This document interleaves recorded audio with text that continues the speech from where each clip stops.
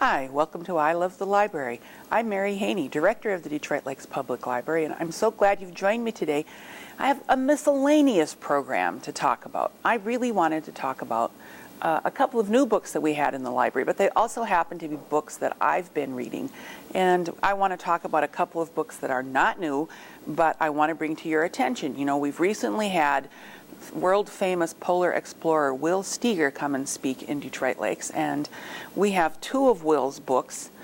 His first book was North to the Pole. This is the story of his trek to the North Pole by dog sled. It was the first confirmed, unsupported, or unresupplied dog sled expedition to the North Pole. And this is such a fun book.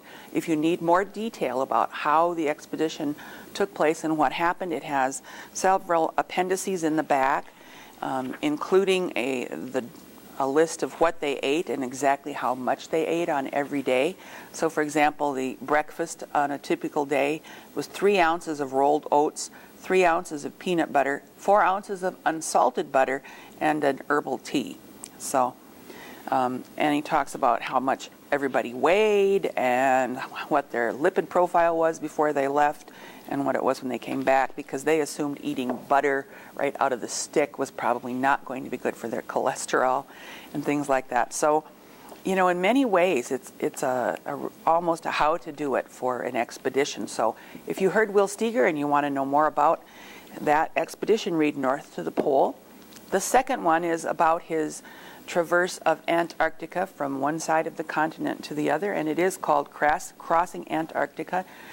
He and a team of 6 guys went by dog sled and by ski across Antarctica.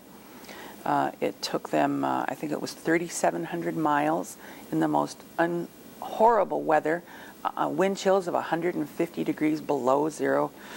Okay, enough about that one.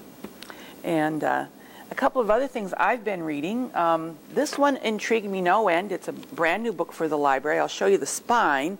And the title of the book is This Normal? It's an essential guide to middle age and beyond. It answers questions such as, are you really losing it when you forget where you put your car keys?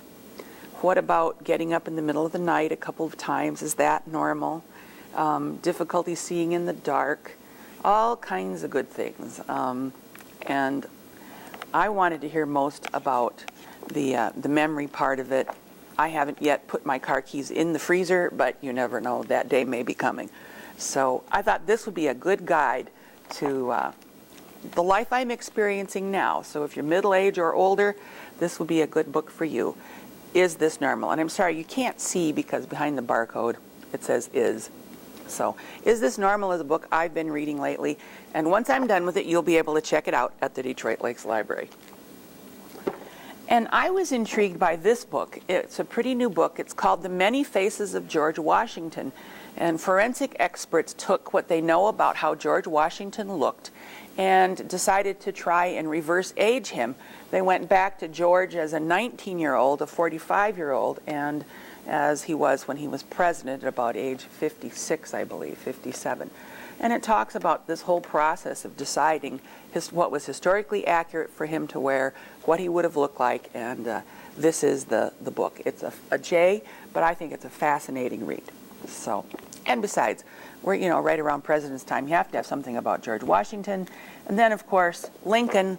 This is a famous book that came out a couple of years ago, but it's on the shelf ready for you to read if you haven't, called Team of Rivals, Doris Kearns Goodwin, her tremendous book about Abraham Lincoln. So you don't want to forget that for President's Weekend. So, yes, you could hole up and read this in one weekend, right?